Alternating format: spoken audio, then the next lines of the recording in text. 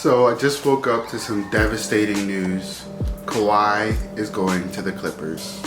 It's a sad and gloomy day in the city. We are without Kawhi. Goodbye, Kawhi. Okay guys, so anyways, I'm very happy that we had Kawhi for the short time that we had him. He was able to bring a championship to the city. That's something that we never had before.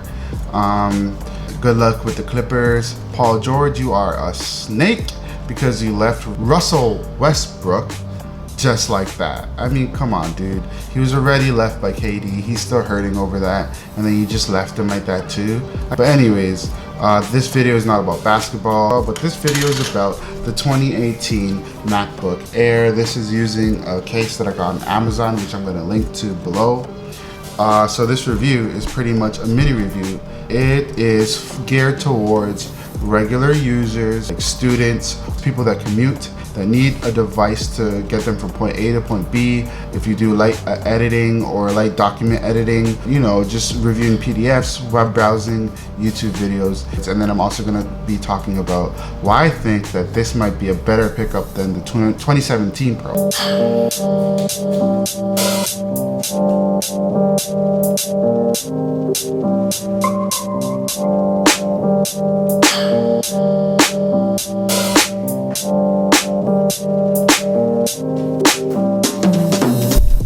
So the first thing that I want to talk about is the keyboard. The keyboard on this thing is the 3rd gen Apple butterfly keyboard. Pretty good keyboard.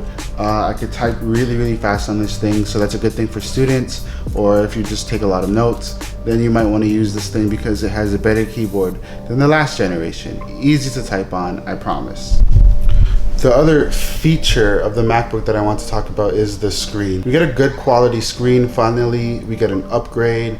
We finally got the Retina. We will not be able to see individual pixels. The regular person cannot see individual pixels. Plus the color on this thing, pretty good. It's 300 nits for brightness compared to the 500 nits of the MacBook Pro 2017 without the touch bar, but it's still a good display. It gets plenty bright for me. I don't really use it outdoors in bright sunny conditions. I can't edit like that. I usually edit indoors in like a darker area, so it's plenty bright for me. And also you could always hook it up to an external display if it's like too bad for you but you still like the computer. And one more thing, the color accuracy, it's pretty good. I'm a photographer, it's still pretty good, but of course the MacBook Pro has a better display in terms of color accuracy. So if you're a photographer, you might want to go to that. Again, if you're a regular user, that's not going to be a problem. YouTube and watching movies looks great. Battery life. So the battery life of the MacBook Air 2018 is actually really good. I'm getting a solid 8 to 10 hours depending on what I'm doing. If I'm editing photos or editing videos, it dies a lot quicker, but that is expected. But overall, the battery life, solid. If you're doing long trips, you could buy this thing because it has a better battery life than the Pro. If you're away from an outlet, you can pick up this thing without a worry. By the time you get home, you should have a little bit of charge. You can use it hardcore and still have a decent battery life. But if you use it light, like a lot of people will do if they're buying this, you don't have to worry about battery life, not at all.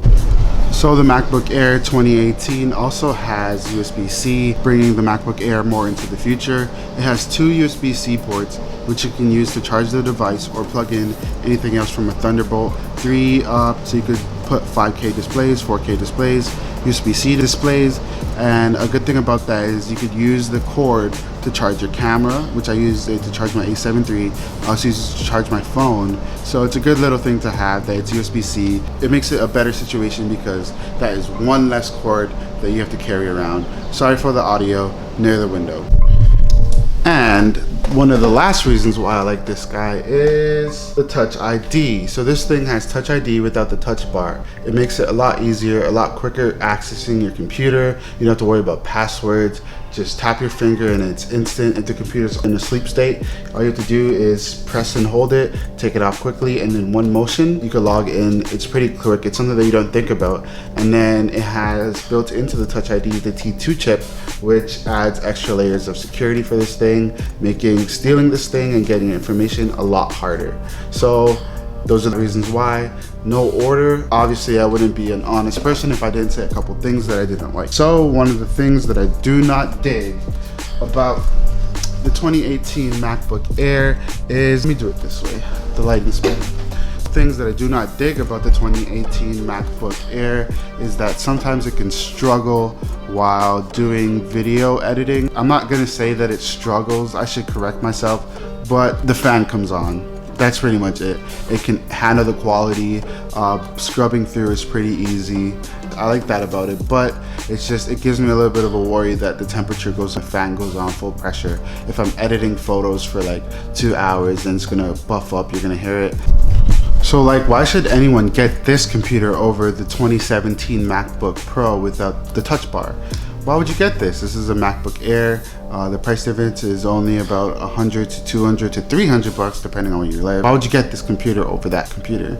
Well, a couple of reasons why I think that maybe you should get it over the other one is Touch ID, which I mentioned. The Touch ID is actually very convenient, and that does not come on the 2017 standard MacBook Pro. So that's one of the reasons why. The second reason why I think so is, of course, again, the T2 chip. The 2017 MacBook does not have that, so if you value security and things like wireless, hey Siri, she didn't hear me, but that's fine. So if you value things like that, then maybe you would stick with the 2018 MacBook Air. And the third reason why is the keyboard issues that have plagued the 2017 MacBook Pro line since about 2016, 2015, I think. That is an issue, it's an ongoing issue. Apple has issued a statement about it, and they will fix it, but they'll replace it with another keyboard from that generation, whereas the MacBook Air 2018 has a good keyboard that is the third generation, and they fixed it by putting a membrane at the bottom. So yeah, that's something to consider when purchasing. Of course, the MacBook Pro has better specs, a better screen, less than better battery life, and it's geared towards pros. But if you're a light user, someone that commutes a lot, someone that values strong battery life, I'd say get the 2018 MacBook Air.